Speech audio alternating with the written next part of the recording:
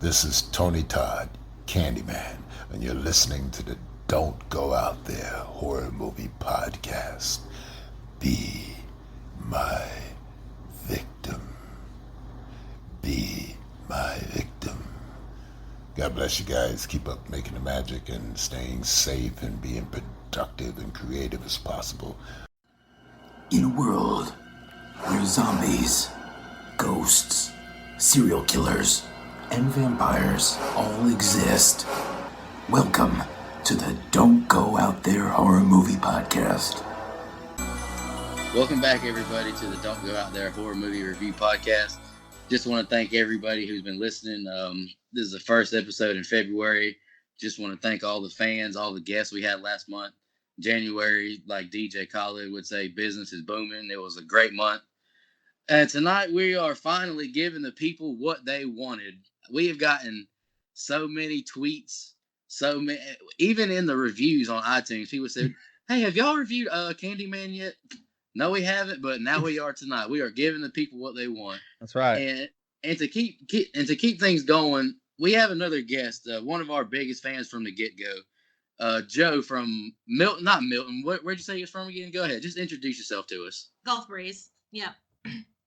So I've been asking every guest who's been coming on the show what their first memory from horror movies was and why you want to review this movie. Why don't you just go ahead and tell us what was your first memory of a horror movie? So not only is this my first memory of a horror movie, this is my earliest childhood memory, actually. I was standing in my bathroom, standing on the toilet, leaning over the sink, filling up my bottle. So I was old enough to be drinking out of a bottle, however old I was, like 2 maybe, I don't know. And I was filling up the bottle with water, and I heard the Tales from the Crypt laugh from the bathroom, and I dropped the bottle in the bathroom sink, like the water was still running. I just hauled ass out of there, ran to the couch. I was like sitting with my whole family watching Tales from the Crypt. Hell yeah, great. Yeah. Right? My earliest childhood memory is Tales from the Crypt. So, I mean, just from there on, really my mom is like the reason I'm into horror movies, which is weird, but she was always the one who would take us to the scary movies in the movie theater, and we would go rent movies. We would always do the 5 movies for $5, and it was always the same 5 movies. It was always Jason 7, 8, 9, and 2 others, I don't know, but Jason 7, 8, 9 every weekend like clockwork. Wow. So. Hey, Part 8's a great movie. Yeah, everybody loves it. I heard. God. It's way worse than this movie. Anyway. Anywho, Joe, before you tell us your traumatic story on Candyman, we're all going to give our general thoughts before that.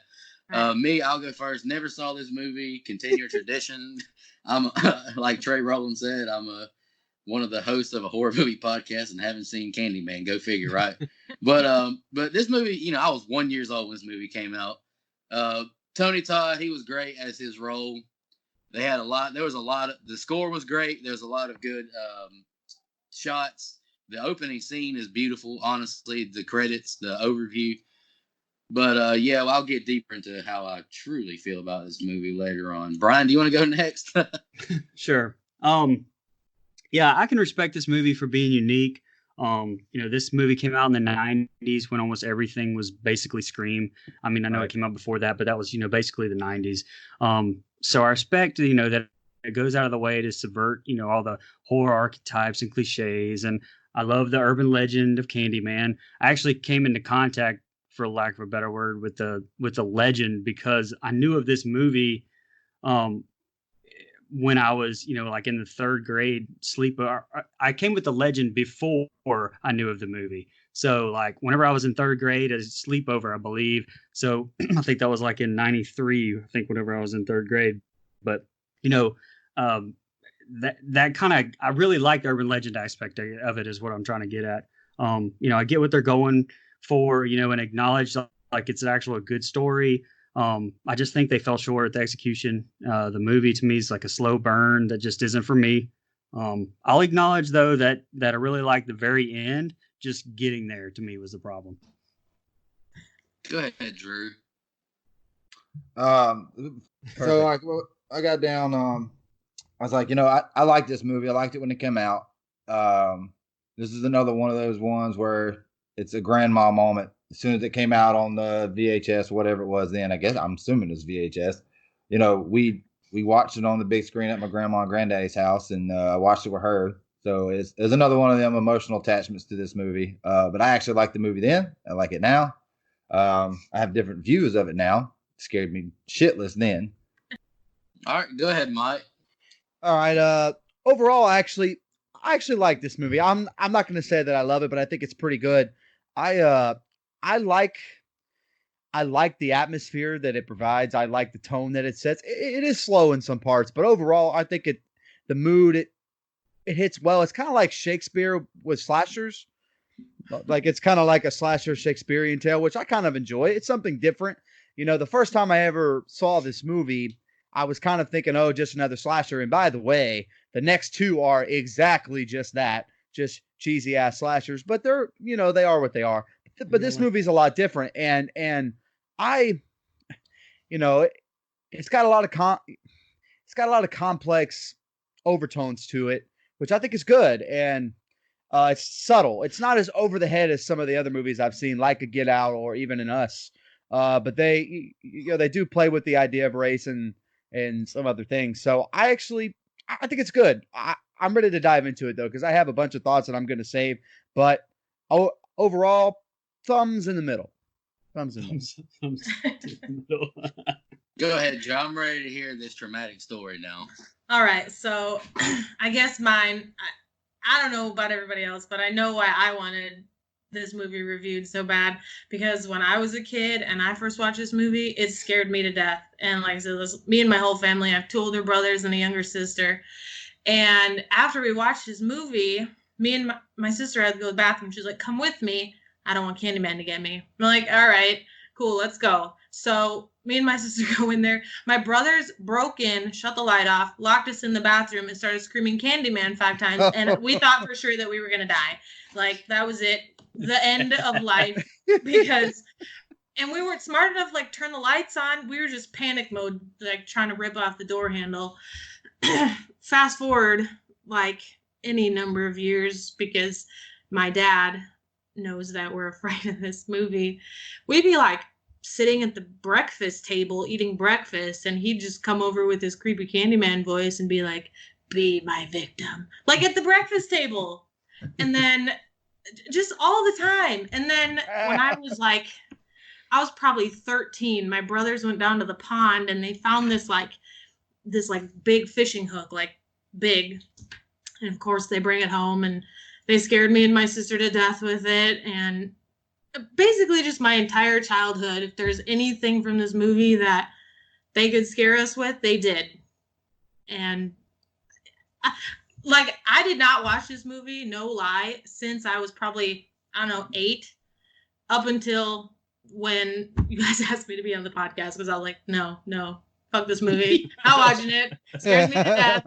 It's the voice. I don't know. Maybe it's the brothers and my dad and everybody just doing everything they can in their power to scare us with it. Well, it worked, because I'm 31 now, and that's how long it's taken me to rewatch this movie. I do feel differently about it now, though. I will say that, but it definitely took a lot to rewatch it. That sounds stupid, but it is what it is. Yeah. So that means we get cool, to list though. our podcast in self-help too, right? Yeah, actually, it's like a big face your fear thing. So it That's what I'm was talking actually. about. Yeah. Does anybody got any more general thoughts before we jump into the scene by scene? I do want to say, like you said, Nico, I actually really love this score. So Yeah, it's good. Yeah.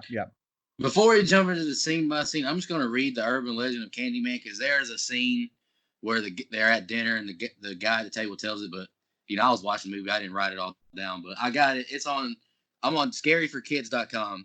The Candyman is an urban legend that tells the scary story of a murdered slave who returns from the dead in search of revenge if you say his name 5 times. According to the legend, if you look into a mirror and chant the name Candyman 5 times, he will appear behind you and kill you with his hook. For you see, the Candyman is a vicious killer with a bloody hook for a hand. He appears from the mirror covered in blood and bees and has nothing but murder on his mind. They say that many years ago, the Candyman was a real man. Back in the days of slavery, Candyman was a black slave named Daniel I'm just going to say, I can't pronounce the last name, Robatali, I guess, who worked on a plantation in New Orleans. He was a talented painter and was chosen by the plantation owner to paint a portrait of his daughter. But Daniel fell in love with the daughter of the white plantation owner. When the racist plantation owner discovered that his daughter and the slave were in love, he raised an angry mob and chased Daniel out of town. Armed with pitchforks and a pack of dogs, they chased the poor slave across fields and streams. Finally, they caught up with the exhausted slave near an old barn. The evil men seized Daniel and cut off his right hand with a rusty saw. Then they covered him in honey and threw him into a beehive.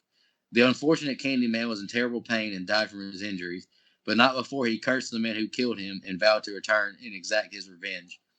They say his spirit would never rest, and now his ghost walks the world for all eternity, appearing when his name is called 5 times.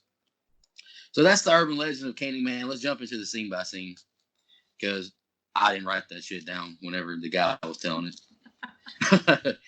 Anyways, this movie starts with an overhead shot of the city of Chicago with the credits. There's actually a cool fun fact about that. It was actually pretty, groundbreaking technology when they made this for that time. I just wrote that, there's a pretty decent score that goes along with it. There's bees on the screen, and then there's a Candyman narration. Clara and her boyfriend say Candyman in the mirror 4 times. But, he's behind her, hugging her, kind of fondling on her boobies and all that. But then she's like, go downstairs. I want to do something else. So he's downstairs sitting on the couch, and she says the name Candyman the 5th time by herself. And Candyman appears behind her, killing her. And he's downstairs sitting on the couch, and you see, like, a rip in the ceiling, and you see blood dripping out. It was pretty cool. Now Helen, she's in her husband's college class. Her name's Trevor. She asks the professor. He's the professor. And she's kind of curious because this girl, the students in his class, is kind of she kind of feels like something's going on. She's like, she won't even look at me. And then she complains to him saying, why are you doing the urban lecture or the urban legend lecture already? You're supposed to do it next summer, not this summer. So after this, Helen's at her computer. She's listening to that Candyman speech. Then the janitor is in there. She's just sweeping up. And she says, I've heard of Candyman. So Helen wants to talk to her friend, another janitor, about the death she heard about by Candyman. After she hears the story, she reads various newspaper articles on the Ruthie Jean death. Helen and Bernadette are at Helen's house. They do the Candyman 5 times in the mirror, jokingly. Nothing happens. Now Helen, she's in bed, and you kind of get it's a really, really loud false jump scare. She's laying there, she thinks something's bad's about to happen, and her husband Trevor just jumps in the bed and scares her. Brian, do you want to give your thoughts on the first 2 scenes? Yeah, sure. So Tony Todd's voice to me is the strongest aspect of this whole entire movie. Like, him being Candyman's perfect. And so it's really smart of them to start off with that and kind of establish the legend and everything with it. Definitely Stacy is the student's name that kind of has a thing for, I call him Old Man Hibbert, because look, that's not even believable casting whatsoever. And there's no way. I don't believe that she would have a crush on that dude at all, for one thing. I don't even believe that Helen would like the guy or would like the dude, because he's like at least 60 years old. So he looks like those DirecTV and cable commercials. He looks like Robert Englund, but on cable, not DirecTV. And I will say the setting about this, like I think Mike touched on it earlier, the atmosphere to me is good in this movie. That was one of the issues I had with Halloween 2018, is not really feeling the atmosphere there. It didn't feel like Halloween, but this really feels like, it's a rundown, poverty-stricken part of Chicago. It's grim, real, almost like a, old school setting, Gothic type setting. And, I really liked that in the atmosphere there. Mike, you want to go next? I agree with you, Brian. By the way, that score was done by Philip Glass. He does the music for the rest of the movie too. But I kind of like the tease with Stacy, how they pay that off later.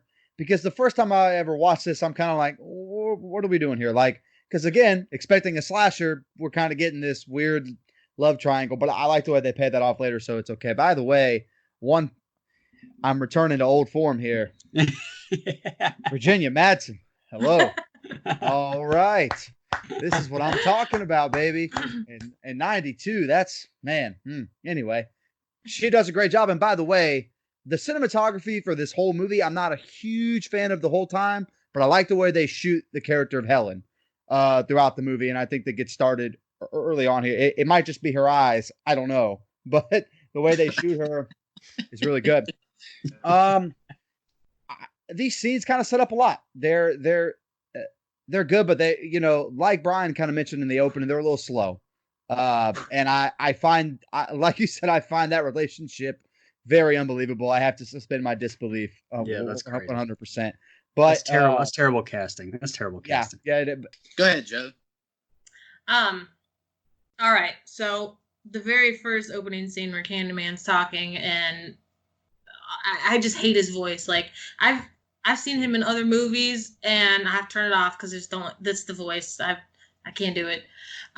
But so you hate interesting. it. You hate it like you're scared of it, not like. Yeah, I do. It's terrifying. Well, so it's good. It is. It's you actually had a childhood pretty scary like voice. mine, Right? Okay, you'd be afraid of it too. The quote that he says, they will say your doubts shed innocent blood, but I say what's blood for if not for shedding. That's actually from the book that this was based on. And anyway, that's just the creepiest voice ever. The music too, like y'all said, I like the music a lot because I don't like when horror movies music is like telling me when I need to be scared. So this whole like opera music, I like it because you don't like really know what to expect. And then the classroom scene when she's sitting at her computer, that's the first time that you really hear about the murder of, what was her name? Ruthie Jean. That is actually based on a true murder that happened at Cabrini Green in Chicago. Wow. Her name was Ruthie Ann McCoy, and that name comes in it like later. But maybe I should save this for the fun facts, but that was actually based on a true killing at Cabrini Green. Well, it wasn't Cabrini Green, but it was another project in Chicago. And by the way, if you want to know how big of a fan she is of the show, she knows we have a fun fact section. That's pretty cool. Okay, go ahead. Yes, I do. Go ahead. Yeah, that's all I had. I love the opening scenes. It sets it apart the way how it comes in, and then like Mike said earlier, the score. Love that score. Man. Absolutely. To me, the score matters more so in a horror film than it does in any other film there is. Yeah. It literally will set the tone of every scene that's going on there. And I know that's what music's supposed to do, blah, blah, blah. But without it, your scenes might fall flat. That's really all I got for the opening. No, man, a score can become its own character. That's why a score is important in a horror film. Because if you mute a horror film and just watch it without the music and other noises going on, well, then I'm kind of laughing. But when I put myself in that mood, especially a slasher, it's got to have a great score, man, or I'm not buying it. I even told Brian, like, when y'all did the new intro with the new music, I was like, that sounds like Candyman. I can't listen to this anymore. Oh, geez. All right. Well, the next scene, Helen and Bernadette, they're arguing in the car. They're arguing about the dangers of gangs as they go to find out more about Candyman. The two ladies, they're called cops when they get there by the people outside. There's another. Like I said, Mike is final girl. Mike, I'm false scared. Nico, I guess. I hate that. They're upstairs and Helen's taking pictures of all this graffiti on the wall. Then, for some reason, the Anne Marie, she opens the door and her dog just barks at them super loud out of nowhere. I was like, man, come on, really? But they find where Ruthie Jean's apartment was, and they go into the bathroom, and I actually wrote Helen being a typical white woman. She goes investigating too much. She crawls through a graffiti mouth and finds a bunch of candy with a razor in it. And there's another. I just wrote another false scare. Lady asks what they're doing in there. Helen tells her that they're from the university and want to talk to her. Lady says she just wants to be a good mom and she's not a gangbanger like the people outside. Let me flip my page real quick. Anne Marie says she's heard her screaming. She says she's scared for her child. No one will catch him, the Candyman. Now I just read the two ladies are. This is the scene where they tell the urban legend of Candyman. The two ladies are at dinner now. Man says he was in 1819. I don't have to read all this again. And now after this, they just say that his ashes were spread. Helen's back at Anne Marie's, but she's not home. So she asked a little boy, Jake, about the woman who died. He says he can't say nothing about Candyman because Candyman will get him. So Jake takes her to find Candyman after calling him out for being scared. He takes her to this bathroom and he tells her the story of what happened. The boy is lying in a pool of blood with white hair floating in the toilet. So she goes in and she sees the toilet full of bees. Then a group of guys walk into the bathroom, one with a hook in hand, and attacks her saying, "I hear you're looking for Candyman." And she's found on the ground, knocked out. Joe, do you want to go first on your thoughts on those two scenes? Yeah, sure. So the dinner, whatever, when he's like making fun of them about, oh, you should have read my paper. I did it 10 years ago. Da da da da da. Well, little did she know she was really gonna blow it up, but not in a good way for her. Yeah, things gonna get bad for you. And then so when she meets Jake, and they go down into the bathroom, and first off, I just want to say, when that guy walks in and pretends to be Candyman and hits her in the face, that is the worst fake hit. It's so like loud and there's so much fake blood, but like the hit was so like lame. I had something else. Oh, so I'm gonna give my fun fact about this scene right now, but no, I'm not. I'm gonna save it for the end. But that's what I had written down, that was like the worst fake hit ever, and there was so much blood and such a loud noise, but it was just like the weakest hit I've ever seen. Go ahead, Brian. I wasn't a huge fan of the cinematography in this movie. I mean, some of it was hit and miss, but this scene in particular was the best shot scene of the whole movie, where it goes through the wall and you can it sees her crawling through the mouth, the spray paint. The other thing, look, casting terrible once again, because for real, who cast Weird Al Yankovic in this movie? The dude at the dinner table that's telling about the legend. Like, it was just so distracting because he looked like I don't know. It didn't even look like 90s people in here to me. I don't know. Maybe I just don't remember what the 90s were like, and everybody tried to look like Weird Al Yankovic or something. And the last thing I wrote down is probably one of the truest lines spoken in the movie, when he's talking about the kids talking about the other kid's penis getting cut off, and he says, "Can't fix that, better off dead." Look, truer words have never been spoken. That should be on. That needs to be on my tombstone, man. That's a perfect quote. Hey, go ahead, Mike. Look, I actually really like the character of Bernadette. I think she plays well off of Helen. It's kind of like Nico said, Helen's the stereotypical white woman in a horror film where she just goes looking for shit. And Bernadette's like, hey, man, relax, chill out. Like, so not the whole time, but there's definitely a different vibe that I enjoy. So like you said, Nico, I'm not a fan of the jump scares in this movie. There's one that's pretty good, but there's a little too many for my taste. Like, even for me, and no, I'm not even as nitpicky about it as you, and that's okay. But in this movie, I agree with you, man. I just think there's way too damn many. The dinner scene, I hate this fucking guy, okay? Kind of like you say, it looks like Weird Al, but he's kind of a prick. And so we're getting this information from an asshole. Exactly. And it's just, I know they're trying to make Helen a sympathetic character, and I think they do an okay job of doing that throughout the movie, but man, that guy, he can go to hell. Oh God. Sorry, one for show. He can go to hell. Okay. That's my go to hell of this movie. Although I'll have another one later, but, it's like the casting coordinator was like, I just got Tony Todd and the girl plays Helen, and I'm giving up on the rest of the show, the movie. That's basically what they did.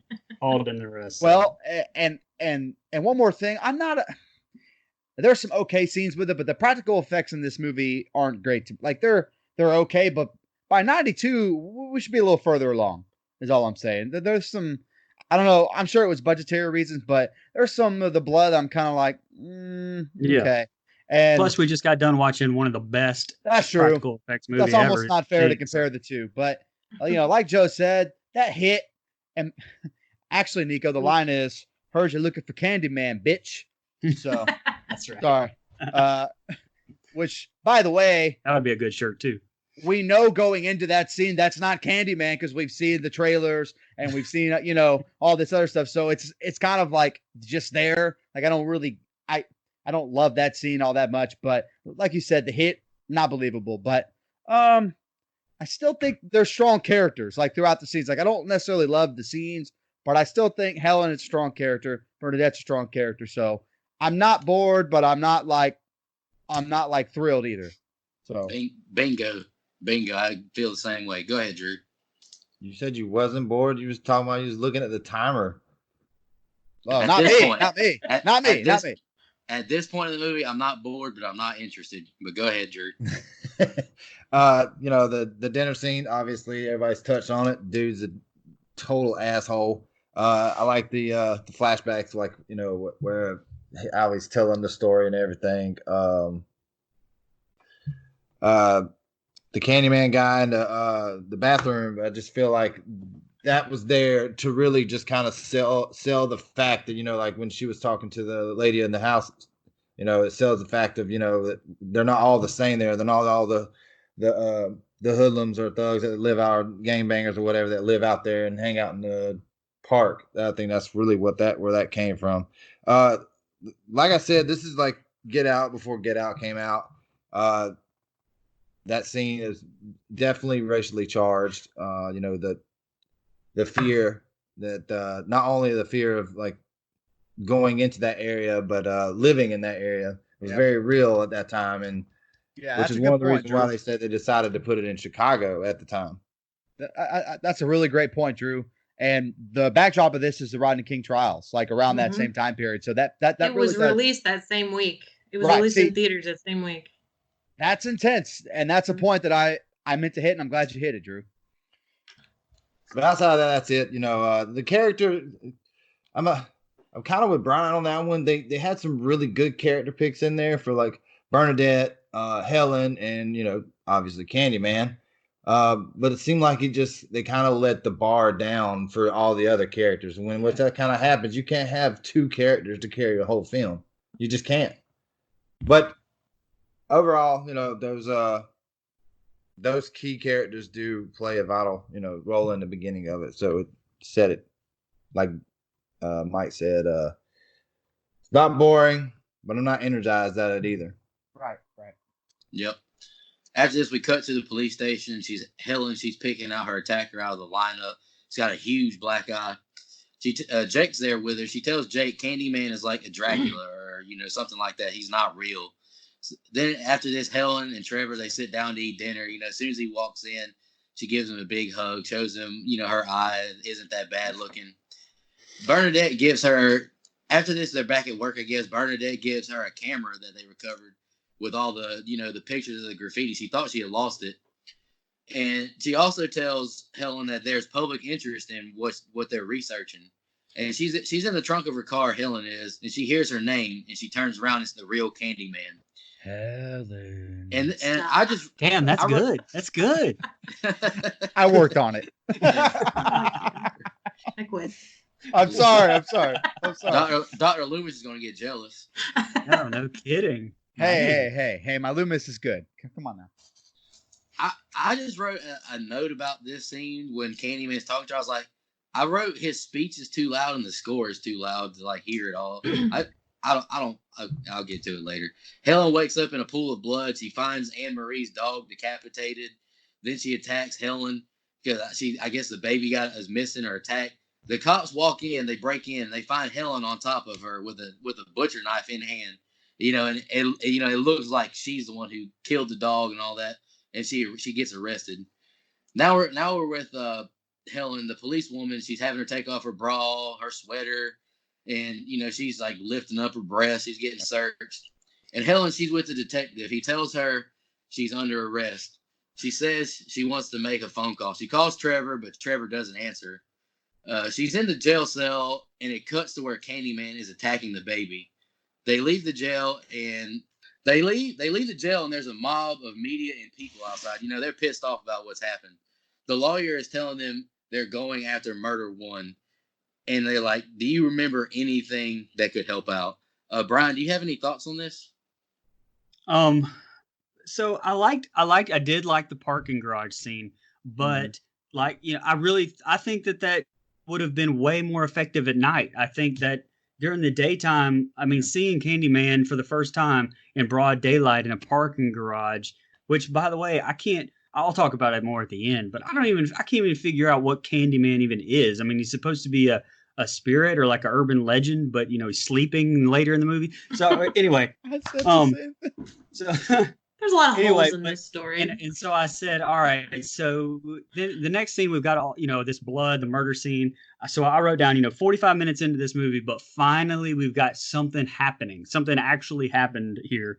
But, you know, I was confused as to what was going on. I mean, there was more blood in that scene than was in probably Nightmare on Elm Street with the Johnny Depp scene. And then, but I mean, was the baby there by itself? Like, did she just like leave the baby there by itself? Like, and she came in supposedly and snatched the baby. Where was she? Where was the mom? Like, she was working and the baby's just chilling out at the house by itself. Anyway, and I'll get to that later too. The dog was babysitting. The baby takes care of itself for a month later on by itself too, by the way. Oh yeah. It does. But and okay, so this is the biggest thing about this whole movie to me. I know I've shit on this movie the whole time, but this is the biggest part of it to me. Like, her being framed, I think I get what they were going for. I just never felt, I think, what they were trying to make me feel. To me, like, the whole her being framed part of this whole movie just feels so out of place. I mean, it's just, I don't know. I just never felt the what's the word? Like, yeah, and the tension, like, oh my God, okay, she's going through this. It's just, this was never to me at all stressful. I mean, I don't know. Like I said, I don't know what they were trying to go for, but I didn't feel it with that whole subplot. Go ahead, Joe. All right, so back in the parking ramp. So it was the first time we see Candyman, obviously, at like the 40-minute mark. 45 minutes in, we finally see him.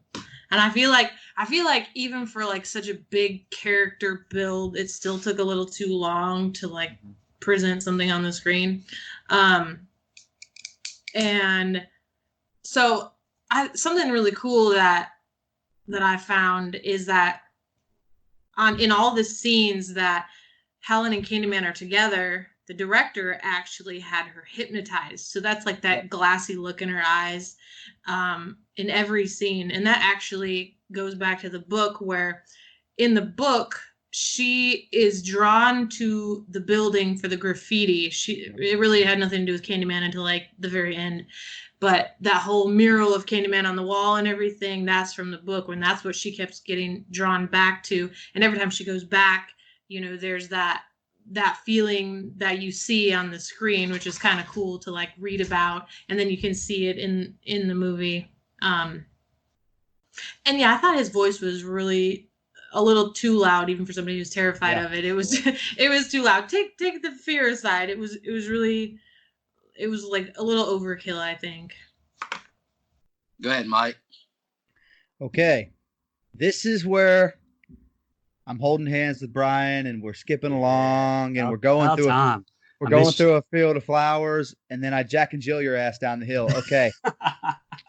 I actually really liked both of these scenes. I thought the broad daylight was different. Now, it's not great. It took a long time to get to, but it didn't bother me the way that it bothered you guys, and that's okay. I thought the reveal, I actually really liked that scene. I think the voice is a little loud because of the score, but again, we're trying to get over the fact that this is a mythical character, so he kind of like takes over wherever he is. And plus they're in the parking garage, so I'm sure it was even louder to Helen.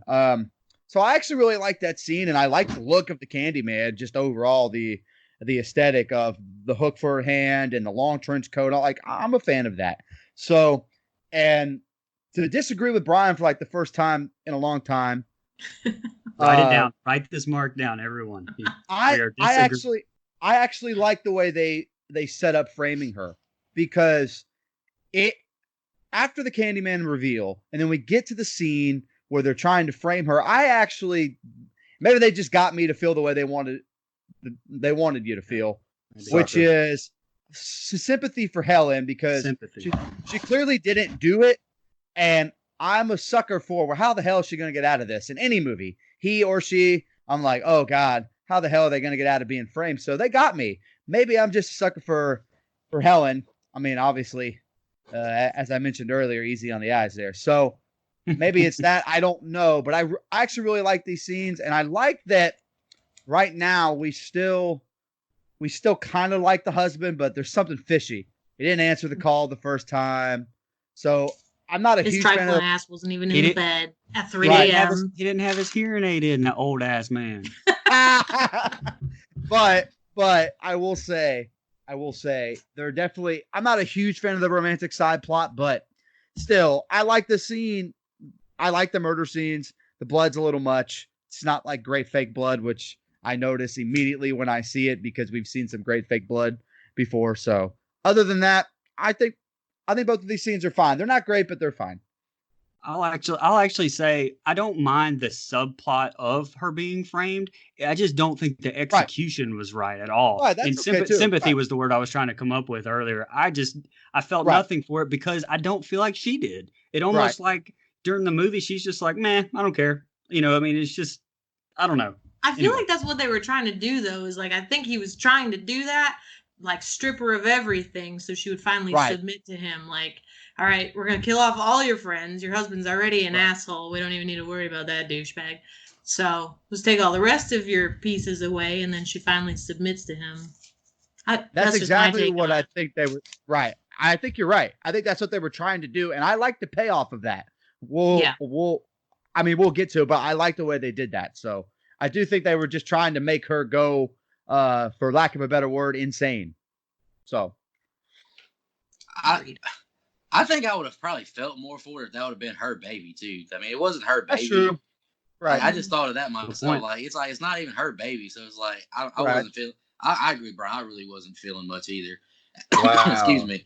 After this, Helen is in the bath now, and Trevor walks in and asks if I can get you anything.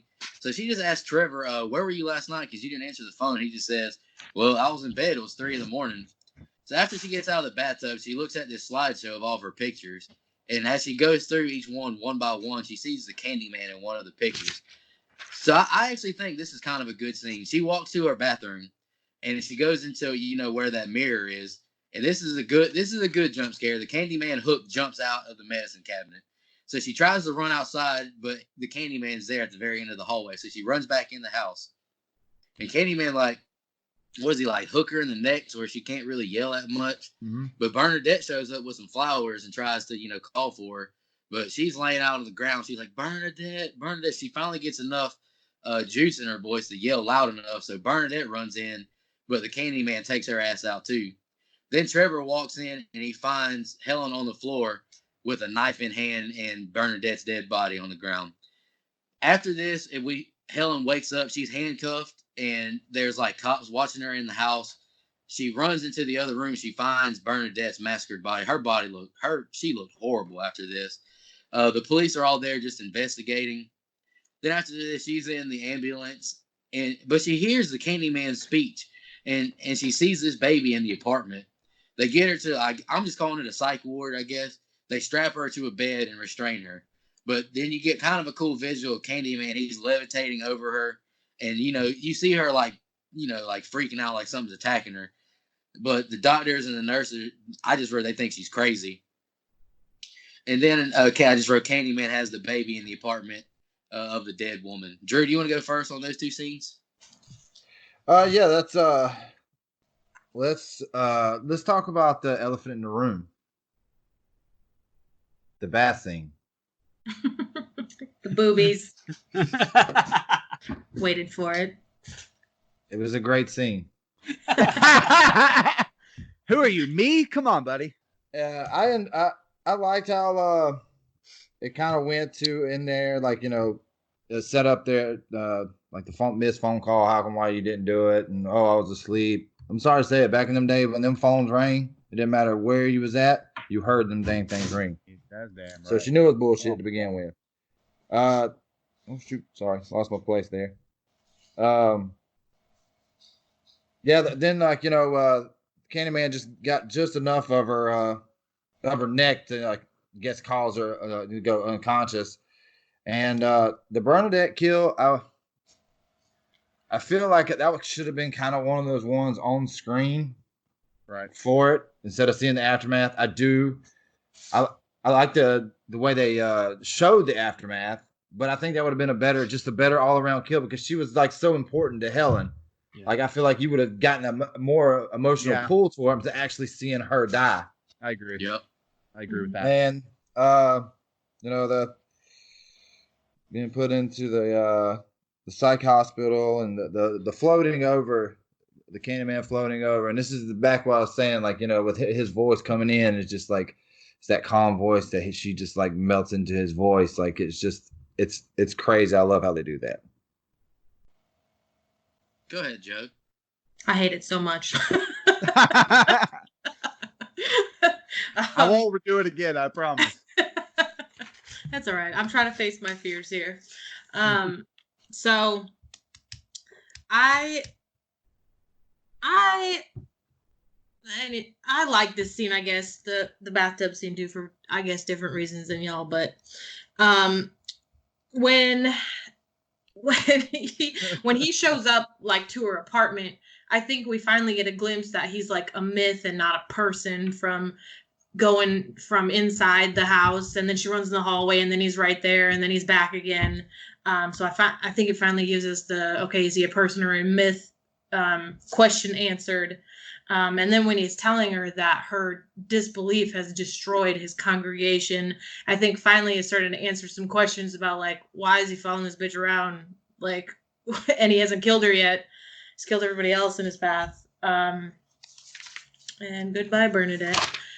And then when he's in the hospital, he asks her for a kiss, and I cannot for the life of me figure out like where this turn came. Like I want you to be my victim, but now I want you to kiss me. Like that part just, I don't know. That one confused me a little bit. I mean, revert back to the bathroom scene. That's why he wants to kiss. I was gonna say he was creeping on her from behind the mirror. We all know that, obviously. Right. Go ahead, Mike. While these scenes aren't my favorite, like you said, Drew, I would have rather seen that kill on screen. I think it would have made it much more effective, much more emotional pull. I still like the story that they're telling, and I know that's just where we differ. I like that it looks like to everyone else she's crazy, she's committing all these murders, but we know. I've always kind of liked that story in almost any movie that does that, where the person at home knows what's really going on, but everyone else doesn't see it, and you're kind of like yelling at the TV, hey, like, fuck you guys, this isn't what's happening. It didn't necessarily pull me in that much, but I do like that story, so I'm okay with it. But man, I was sad to see Bernadette go in the way that she went. Ridiculous. Kill her on screen, man. Have you no honor. But no, man, bathtub scenes an A+, that's all I'm gonna say. Again, these I like some of the shots we get with Candyman kind of hanging over her and stuff like that. Like I like that, the psych ward stuff, but these scenes are just kind of there. Like I say that at least once a show, where these scenes are just kind of there for me. They don't do a whole lot. They kind of get me to the next part of the movie, which I do enjoy a lot more.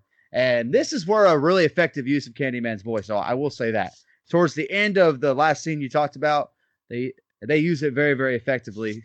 I don't know why he wants a kiss either. Shit don't make no sense. Weird. It does later, but when you're watching it for the very at first this time, point, like, makes right, sense. you're like, right. I mean, I'm like, what the fuck? First you want to kill her, now you're in love with her. I don't get it. I don't get it. But there's no like good transition at all right there. Well, again, they take forever to pay that off. Like, yeah. And by the way, when we get to it, spoiler, I hate the way they pay that off. It's a joke. Me too. Sorry, go ahead. Go ahead, Brian. so the scene with him in the apartment, to me, I think that this was one of the examples of the bad use of the score. I don't think that the music in that scene fits there at all to me. And again, it's in broad daylight, and that takes me completely out of it. I mean, you're missing a huge opportunity with not putting that at night. It just seems so out of place. I'll say the same thing. I know earlier I talked about Tony Todd and Virginia Madsen being the only good actors in here. I totally forgot about Bernadette, and I got to give her due. I would have loved to have seen her die on screen because she seemed like she had the acting chops as much as anybody else, but didn't really have the opportunity there. These last few scenes really have a lot of Freddy to them, to be honest. And I guess being that Candyman's kind of like Freddy in a way where he's he feeds off the fear and stuff like that. But the bathtub scene reminded me of the Freddy scene. Being in this cell and him being over her also reminded me of that too. But I actually wrote this. I wrote down her being tied down in the cell is a very good representation of me watching this movie. So I feel like I'm just tied down, waiting for this movie to break loose, and it never happens. So it's kind of harsh. Oh man, super dramatic. And super by the dramatic. way, quick quip. Isn't it weird? Like horror's the one. It's like the one genre you want to see somebody die on screen. It's more honorable to go that way. Like you feel like someone that you like deserves a better death. That's like not very common. You use that in real life, but she deserved a better on-screen death. Like she really did. And there's plenty of horror movies where that exists. There's some movies where you want to see people get killed because they're assholes, like Friday the 13th in 2009. And then there's some movies where she deserves to die in a much better, more useful way. This is just, it's pointless. At least And it I wasn't think- a window kill. and I do think it's hard. It's hard as an actress, I'm sure, or an actor even to come across to die and make it look realistic. And I wanted her to hit that chance because I really, up to this point, felt like she was one of the top, members of this cast, and didn't get the chance to. Anyway, still better than being thrown out of the window in Child's Play. Anyway. They unlock her from the bed. They wheel her. I just wrote, this is like the head doctor of this place. They wheel her to the doctor's office. She finds out that she's been in the hospital for over a month getting rehabilitated. He asks her what happened in her apartment. And then he plays her the video of the night that she arrived. And, it shows her like her body convulsing. And then he asks, were you being attacked or was the killer there?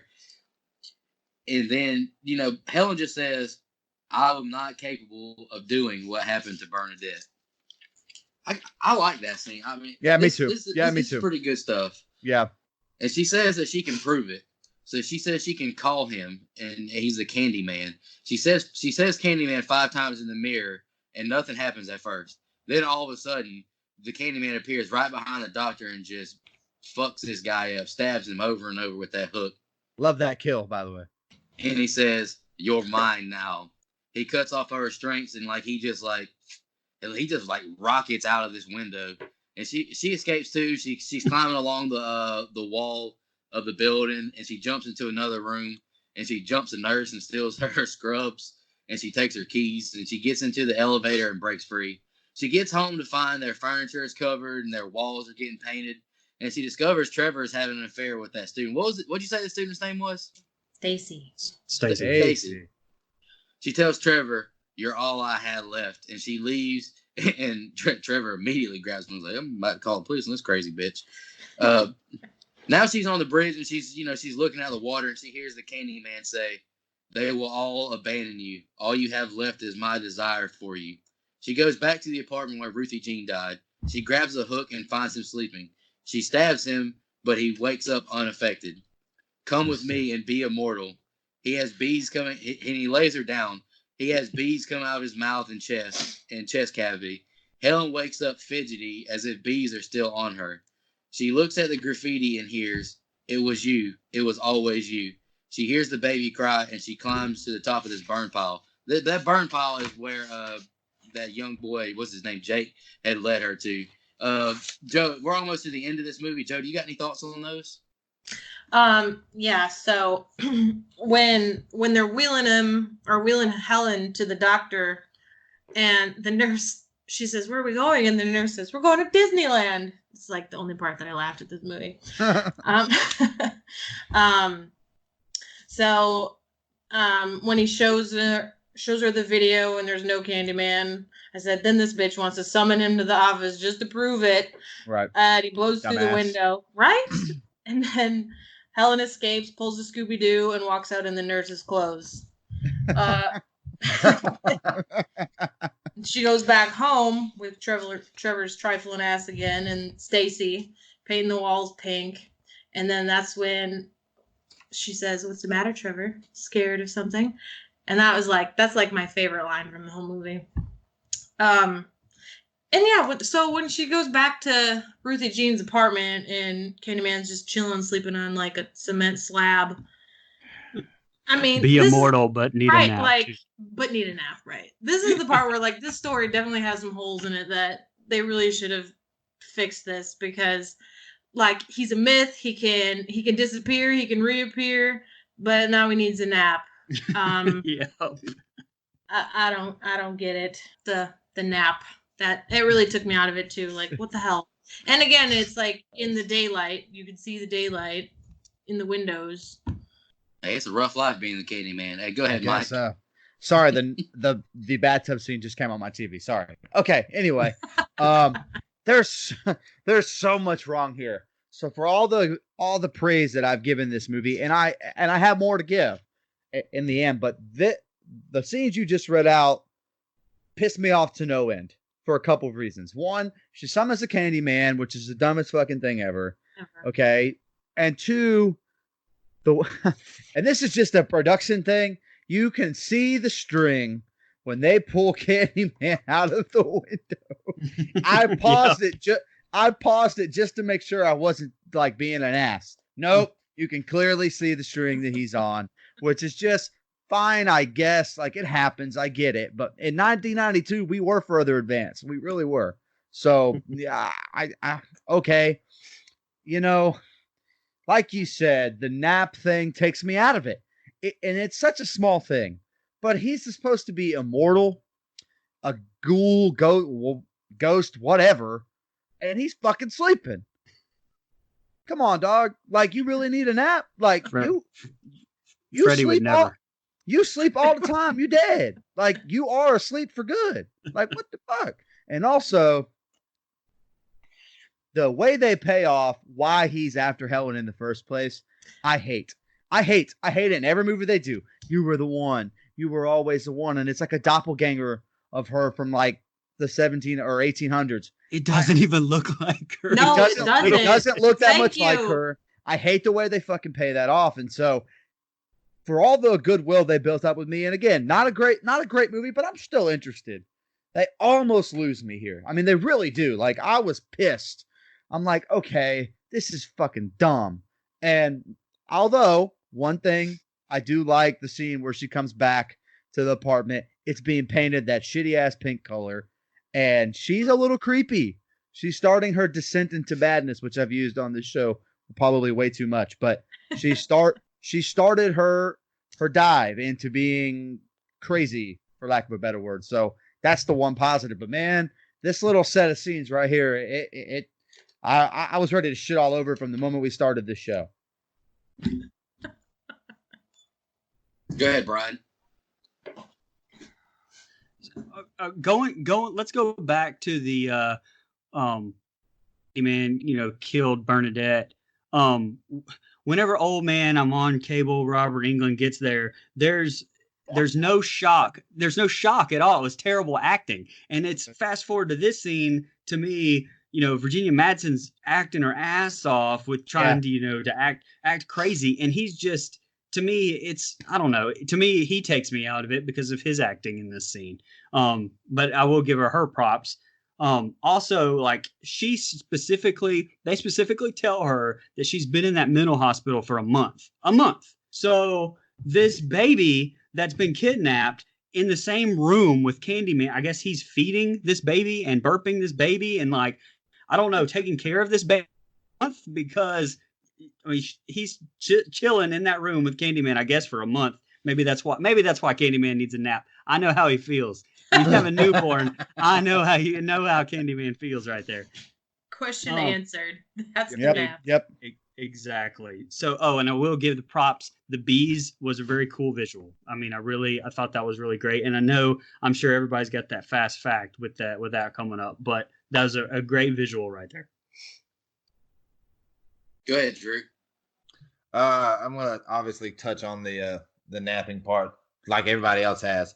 I think you could have made that instantly better. You know how he reveals, just opens his coat and there's the bees, whatever. Why not have this dude chilling on the slab, arm propped up, laying on the side, and she comes in. It's like Burt Reynolds on the road, and then the ribs and the bees come out. Old Spice music is playing. Like, you like what you see. You like what you see.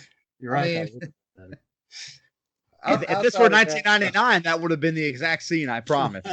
Oh yeah, without a doubt. Without question.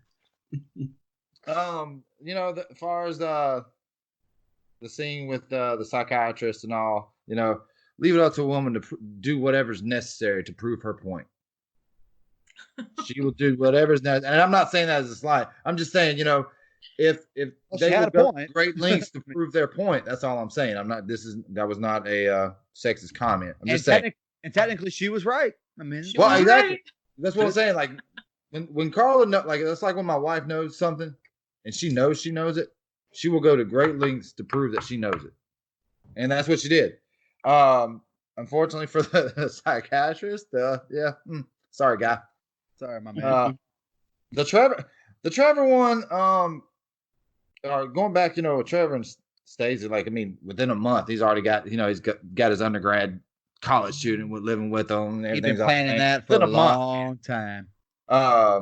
So that was fine, but I'm with Joe on that one. I love that line that she drops in there. So it's kind of like a little chilling. Yeah. And I'm ready to finish up. And y'all were sitting there talking about reincarnation, like the reincarnation bit angle. You don't have to look just like her to be a reincarnation. Just saying. But that's what they were trying to get the point they were trying to get across, I think. And it just, to me that's what they were trying to get across was that, hey, that's, that looked like her. That maybe I'm misreading that, but that's what I got. And to me, it didn't look anything like her. But you're right. You're right. They just had a terrible painter that did that portrait on that one time. They just didn't have enough in the budget. Picasso painter. Yeah, he's supposed to be like the budget. Right. Again, that had to be a budget thing. It's like, hey, man. And by the way, we just kind of, we kind of shit all over a lot of that, but poor Tony Todd, man, got stung with bees for real during this shit. Yeah. Stung on the mouth, stung on the chest, the arms. Man, that was real. I guess I'm spoiling our fun facts section, but that those are some real fucking bees, man. So props to Tony Todd for being a soldier on that one. Yeah, but am I wrong? Didn't he get some money every time he got stung? He got paid $1,000 I'm not saying for every. He got paid, my man. Can I have that? That kind of sounds sucky, but that's where the paint money went. There's first. Hey, Tony Todd in an interview said, "I got a good lawyer." All right, these are the last two scenes of the movie. Little boy Jake wakes up and he sees Helen climbing on this pile, and then he sees the Candyman's hook. Jake and the other people, they start throwing gas on this pile as Helen is finding the baby. Candyman gets behind Helen and has her restrained so she can't escape and she can't yell. But she grabs this piece of wood and it's on fire and she stabs it right into him. And he starts, crying out. He's hurt real bad. She crawls out of the fire and people throw blankets on her with the baby. Candyman is yelling, "Come back to me." And then we see him on fire and bees fly out of the fire up top. Now we're at Helen's funeral. Trevor is there with his mistress. As they lower her casket, a group of the people, they march up to her and Jake drops the hook into the grave. Now we're back at Trevor's house with his mistress. Trevor is in the bathroom reminiscing about Helen. He's just sitting on the toilet. He's crying. He's thinking about the night she came home when they had dinner. And, his lady goes into the kitchen. She's pissed off because he's kind of being short with her, and she starts cooking. He turns the light off, and we get these flashing lights, and Helen appears with the hook and stabs him repeatedly. The mistress, she hears some things, and she opens the bathroom door, and she finds him dead, and like basically he looks like he's been gutted or whatever. And that's the end of the movie. Brian, do you want to go first on your thoughts on the ending? Yeah, sure. We'll let Joe go last on this part. I'll say the kid Jake was asleep whenever I guess it woke him up. You know, the fire part woke him up with her being in the thing. He got a mob together super quick. I mean, It was like he walked downstairs and he had about 100 people following him. It was super quick mob get together right there. The funeral scene, like I think that the whole funeral scene was a nice visual, but I don't feel like it was earned. I didn't feel anything, and so, I mean, like I said, I enjoyed looking at it, but what I was supposed to be feeling during that scene, I wasn't. And maybe that's just me. Mike, maybe you can help me out, but did Stacy have a bra on during that last scene? I couldn't tell. Maybe the answer is no. Maybe it's on rewatch. No, it was definitely cold in that apartment. Oh, okay. All right. I was Right. just checking. I wasn't sure. I couldn't really see real good. Sorry. I But happened to notice. No bra. Sorry. As much as I was shit on this movie, this bathroom scene with her is the best scene in the entire movie to me. I really think like it was a great ending, a great way to tie it up. I just wish that the rest of the movie had, that type of feeling and that type of scene. So anyway, that's where I'm at with it. Go ahead, Mike. So, as much as I crapped on the last couple of scenes, I like the way this movie ends. I like both of them. I'm invested in the story at this point. I want to see how they pay it off, even though they almost lost me. So I like the burn pile scene. I think the tension is good for me, and this is just me. They got me to feel how they wanted, which was invested and sympathy for Helen, and I wanted to see her survive. And I wanted to see how she got out of this jam this time and how Jake got out. And I was very curious to see how they paid all of that off. And I think the scene is good. And I think the way the Helen dies, quote unquote, is good. So I don't have a problem. I think the hair on fire, the burn scene, I think it's done really well. The effects aren't great, but I still like that scene. So that was, I really like it. And look, you're kind of getting to this point where you think I'm in this place this whole time where I think she's going to get away from being this mythical person that lives forever. Turns out she doesn't. And I like an ending that doesn't necessarily end so happy all the time, which is like she gets away, she's fine. Nope, she ends up dying and becoming the thing that Candyman always wanted her to be. So I like that. And I love the last scene in this movie. I think it's perfect. I think the kill is great. It's the best kill in the whole movie. Like the way they use Helen is fantastic, and the way they use Stacy is good. Like the whole thing pays off perfect. And by the way, this is probably the most traditional slasher scene in this whole movie, where you kind of have a guy you want to see get killed, and he does. Sorry. Oh, boo-hoo, you're boo-hooing over her death. No, man. You got to go. Like, it's just one of those characters where I'm like, yeah, you can go to hell. That's two. So that's two go to hells. And so, yeah, that's him. I like the way they paid it off. I think the ending, it didn't save the whole movie, but I did enjoy it. Joe, before you go, I just want to touch on something real quick that Mike kind of just brought up about that kill. To me, I felt that kill because I liked Helen and didn't like her husband. I didn't get that connection with Helen and the Candyman. Maybe that's why I wasn't like that interested in like what this movie was about. But you could kind of feel like I felt like I was rooting for Helen to kill that bastard. You know what I'm saying? So I kind of just connected with it. So it was a good looking kill too. I guess that's why I just liked that word. Go ahead, Joe. I was gonna say the same thing. I'm gonna flip my scenes. Oh, I'm sorry. No, you're okay. I was gonna say that I loved that Helen got to kill Trevor and not Candyman. I was happy about that because this whole movie he's playing her and she kind of suspects it, and then finally she gets her revenge at the end. So back to the bonfire. Helen says something to Candyman about, you told me the baby was gonna live, and still the baby's like in the fire. So and that part again confused me. Like there's more plot holes in this part about, you said that the baby was gonna be if I became your victim, you'd let the baby go. Well, and then now he wants to set the baby on fire. That didn't really make sense. And then she stabs him with the piece of wood and he dies, I guess. I don't know. And that part, again, the whole, Right. Are you a myth? Are you a person? Why did you just appear inside the fire, but now that she stabs you, you can't just disappear? Right. Like, these go back and forth things for me. Really, again, they like take me out of this story. And then I wrote back at Trevor's house, his new girl and her boobs are not having any of his mood swings. Like she's so mad about the fact that he's mad that his ex-wife just died. So that's what that's good. Jeez. Does anybody have any final thoughts before we jump into fun facts? That's a really good point you made about Candyman, and I completely forgot about it.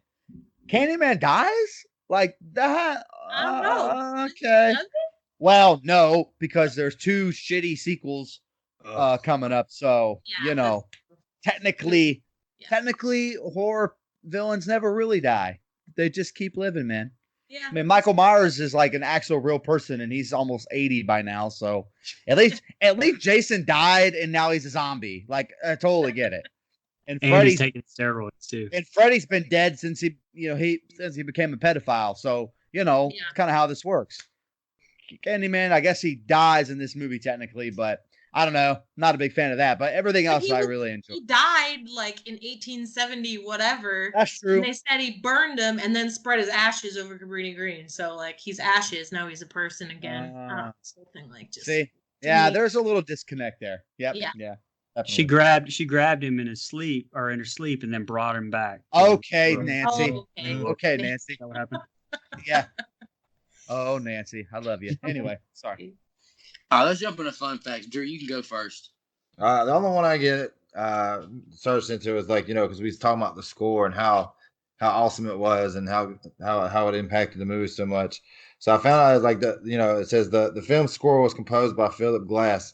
According to Glass in 2014, he goes, it has become a classic. He goes, so I still make money from that score. I get checks every year. Wow. Awesome. Go ahead, Mike. The only one that I'm gonna let Jo have most of them. Hopefully, I'm not stealing one of hers here. Because I have a couple, but I want her to say them. The only one I really have here is in the movie where they go down and they're at the housing complex and stuff. Those are real gang members in the city of Chicago. Just normal people that they found, used. They dubbed over their voices later, like they put in dialect from voice actors later on in post production. But those are real people, just real people that they found wearing their real gang related clothing. Like those are all. I mean, that's a shoot. So, and let's see. Hold on, So they ended up finding a bullet in their generator. They kept their production trucks running. And the production truck on the last day that they shot there was actually shot. They found a bullet in the side of the production truck. So that's really the only. It's not a fun fact, but it did happen. Go ahead, Jo. I'll let you go next. I have 7 fun facts written down. I'll let you do yours. And if you take any of mine, I won't read any of them. Okay, I was about to say I got a bunch, but maybe we watched the same clip. So Clive Barker, the guy who wrote the short story that this was based off of, sidebar fun fact, he also wrote the short story that Hellraiser is based off of. So anyway, Clive Barker's grandmother was actually the one who gave him the idea for Candyman, because she was the one who told him, don't go into public restrooms because men are in there and they'll cut your genitals off. So there was the origin of Candyman. Wow. Right? Clive Barker's grandma can't be going in there. Let's see. Can't fix that. Better off dead. That is a direct quote from the book too, by the way. They say that in the book. Better off dead. So the coming through the bathroom cabinets and everything. So like I said a little bit earlier, that was a true story, not in Cabrini Green, but another project in Chicago. The lady's name was Ruth Ann McCoy. So Ruthie Jean, that's where they got the name. It was in 1987. She actually called the police and told them that somebody's coming through my wall, and they didn't believe her. And she called back again, and I think they sent somebody, but they knocked on the door, nobody answered. Well, by that time she was already dead. And anyway, they finally they came back, several days later and found her shot to death. But because exactly why those bathroom mirrors just come right out. So that's exactly actually how it happened. Let's see. Yeah. Virginia Madsen actually grew up in Chicago, and she said the same thing about Cabrini Green. Like, you don't want to go over there. Like, it's run by all sorts of factions and gangs. About that they hired the gang kids to keep them like at bay. That was pretty cool. Right. Let's see.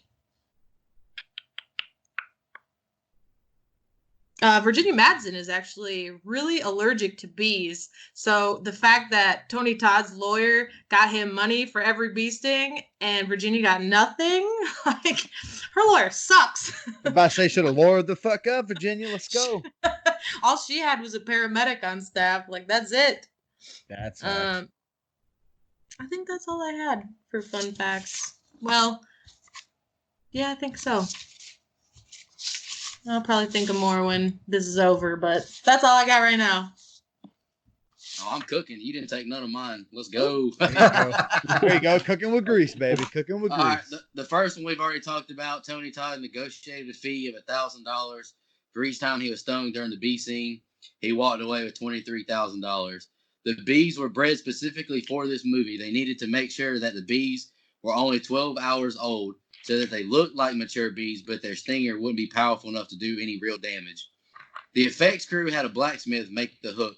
Once he found out it was for a Clive Barker horror film, he refused to sell it to them. The devout Christian had misguidings about the project. Alan Pohl, the producer, said if Virginia Madsen been unavailable, the role of Helen would have went to the unknown Sandra Bullock. Sweets to the Sweet, which is written at the crime scenes, is a line from William Shakespeare's Hamlet. The director had Virginia Madsen and Tony Todd take ballroom dancing classes together so they would have a more romantic connection. And my last fun fact is Tony Todd's favorite role in movie of his own. So let's jump into our ratings. Joe, you said you wanted to go last, correct? Yes, I want to go last. All right, I'm gonna go first because I gotta have a discussion with our listeners real quick. Excuse me. Favorite kill to start off. I have a tie between Trevor and the Doctor. I like both of those kills. I thought they were both cool. I enjoyed both of them. My least favorite kill was Claire at the very beginning. It was the opening death, and you didn't really see much. Alrighty, rating. Candyman himself is cool / iconic. Virginia was great. I hated the way they made his voice sound all movie. I just wrote it wasn't my cup of tea. It wasn't that interesting to me. It needed to be shortened some, and they needed more Candyman. And I have a question for all of our followers who recommended this in tweets and ratings. What the hell was so special about this movie that y'all wanted us to rate it so bad? You wasn't born yet. You wouldn't understand. I was 1 year old, damn it. I was born the year this movie came out. But anyway, I gave the movie an average rating. I rated it 5 out of 10. I had it as 4 out of 10, but as we've talked about our previous ratings, I was thinking I rated Blair Witch 4. I rated Amityville Horror 4. I would rather watch Candyman than those two, so I gave it a 5 instead of a 4. Winning. Damn. Brian, do you want to go next? Yeah, you rated Halloween 2018 4.5. You sit there.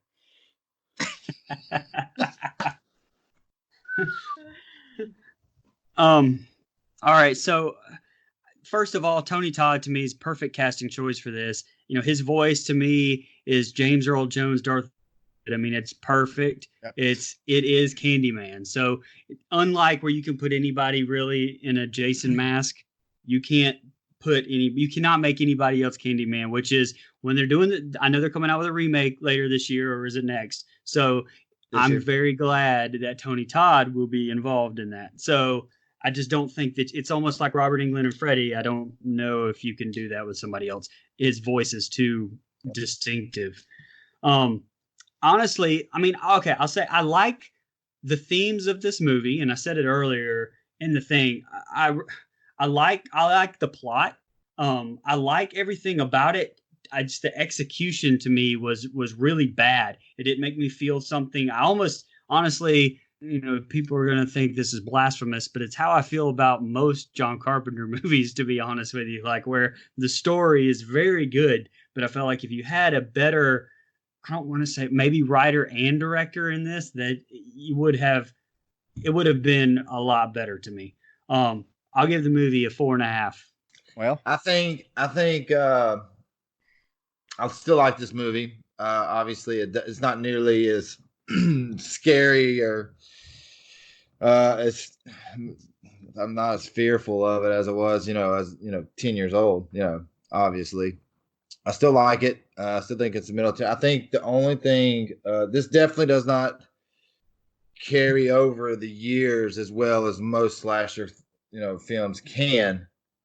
But I also feel like, if this movie right here done exactly how it was with today's technology, done like 2, 3, 4 years ago, it'd be a top 10 movie easily. If you think that like Get Out would have got the attention that it got, the way this plot sets up and everything that goes around with it, it would have like just made some gobs of money, which it did anyways. It only spent like $6 million Right. to budget on it, and they ended up what I think it was like 28 or 29 million. Yeah, Ended up almost about 29 worldwide. million. But so my favorite kill is Trevor. Obviously, it was a tie. It was kind of a tie between him and the doc, but I gave Trevor the nod because he was a douche. And then my worst kill, and mostly the reason why I say my worst kill is Bernadette, is because it could have done so much better, just so much better. It kind of hurt. It hurt the way it goes for me. Like it was great what it showed after, but damn, she deserved better.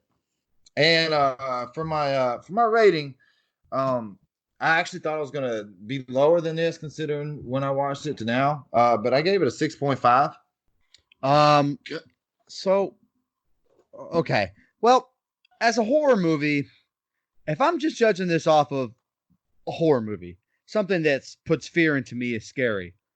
To me, it doesn't necessarily execute on that. But this movie is trying to, it's sending a bunch of different messages. And I think it touches on, I don't want to undersell its importance with racial fear and using it subtly, but also not so subtle. Like it's a very important film in that way. Again, does it make it scary to me? No, but I get what they're going for.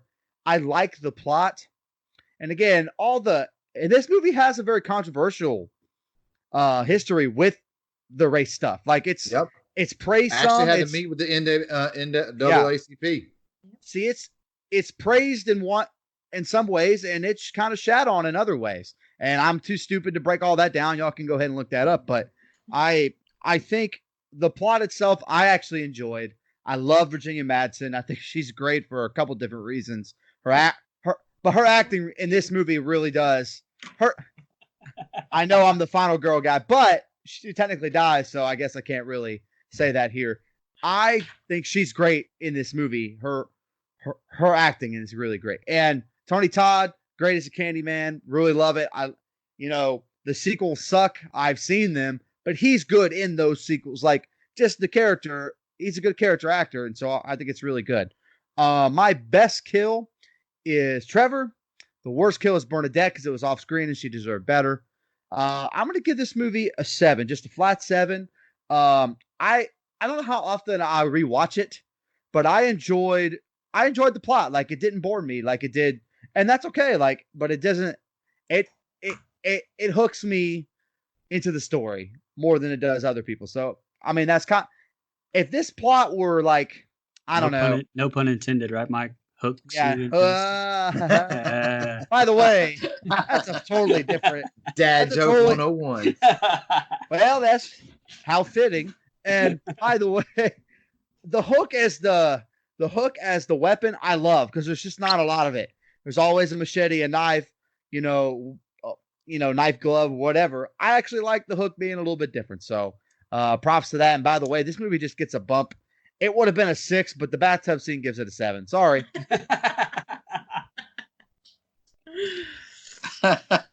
All right, Joe. Let's hear your favorite kill, least favorite kill, and your rating. My favorite kill is obviously Trevor because he's a douchebag, and I'm glad that she got to kill him and not Candyman. So, worst, obviously, Bernadette. I mean, there's only 2 on-screen kills in this movie, so it's not hard to pick one. Right.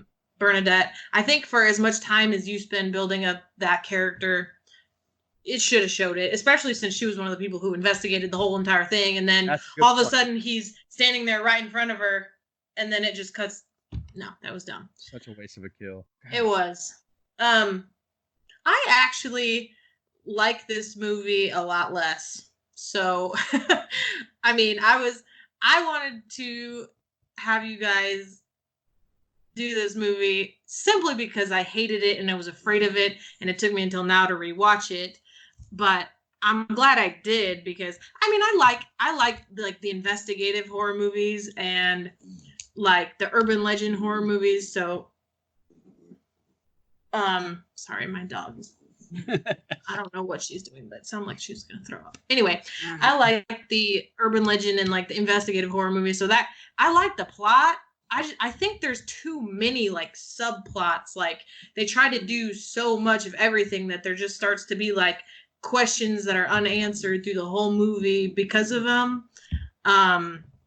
The 2 things that get this movie for me is his voice. Obviously, like I saw we were watching The Flash on the I think Netflix did a series, whatever, and the Dark Flash came on. Your dog sounds like when Candyman's killing somebody. She's rolling on her back, like scratching. I don't know. She's being ridiculous. Anyways, but his voice is just, it gets me. Like I see him in other TV shows, and I can't do it. I can't. He's in Final Destination. Yes. I'm like, he kind of has the same voice in that movie too. So yeah, I mean, it's the same voice. Like if you listen to him in like interviews, it's the same. I can't do it. And then the hook. Like if there had been like a knife stabbed into his hand, I probably wouldn't be even as afraid. But something about the hook, I don't know. Maybe it's back to my childhood again too. I don't know. I give this movie a 6 because it scared me so bad that I never wanted to watch it again. But I actually like the plot. I just wish they would have done a little more with like the urban legend part of it and a little less on the just so many other subplots. I don't know. That's just, I feel like there was so much going on that it really could have done without and been a whole lot better. Yeah, I agree with that. Does anybody else have any final thoughts before we close this up? Before we go, I just want to say this movie legitimately gets a 7 because of the bathtub scene. Like without it, it's a 6. I can't stress that enough. Like that gave it a whole point for me. I'm sorry. I don't care how I don't care how anyone takes that. That's how much I enjoyed that scene. And I blame Drew. Not 2 points. I blame Drew for reminding me that scene exists by sending us the picture.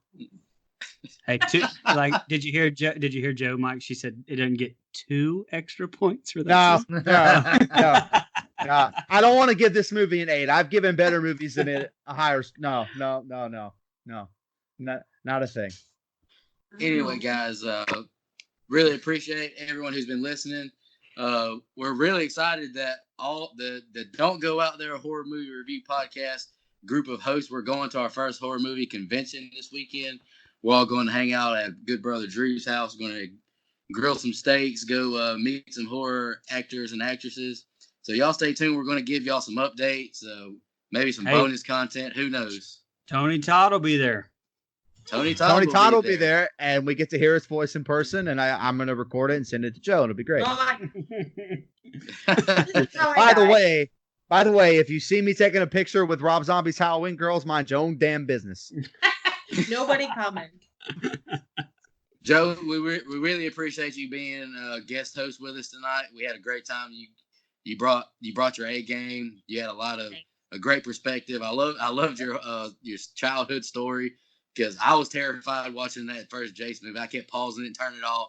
But So Joe, I asked guests to everybody, Scream, horror or not? Wes Craven directed it, so obviously, yes, it's a horror movie. Thank you, Joe. Mic Smart drop. woman. You are a smart woman. Just because Wes Craven did it, automatically Goddamn makes it a right. horror. Goddamn right. Literally It's a slasher irrational. movie, like. To think the other way. That's right. That's Thank you. just It's because of the. That's okay. It also says horror on the the MPAA. The gave genre, it yeah, horror. like it does. Exactly. Mike gets so much enjoyment when people were like, "Yes, it's a horror." He's like, "Yeah, The fuck same- you, buddy." The same way that you got enjoyment when we had Rashad on and he said it wasn't. And then Adam Yeah. Marcus showed up and You notice as each guest comes on, like the margin has grown for y'all's versus mine. That's because never mind. not It's really. okay. That's like 3-2 or 4-2. It's not. It's It's Well, I like mean, 4 to outside of 1. me, take my vote out of it. I'm talking about our guess wise. It's I mean, Rashad and the actual horror movie actor Vince, he said it wasn't too. oh, He Yeah. said it was like That's like right. Scooby Doo Oh, shit. thanks, Nico. He's too young to get But it. It's fine. but then again, a horror movie director, Adam Marcus, said it was. Oh, dude, that was the greatest part, man. And he was like, "Why the fuck?" he was like, "Why wouldn't it be?" He's like, oh, He really did. he's like, And you oh, were wow. like, Oh yeah, like reasons. Yeah, y'all stay tuned. Give us a follow on Instagram, Twitter, and Facebook. We have all the big three now. Just search for Don't Go Out There. And y'all have a good night.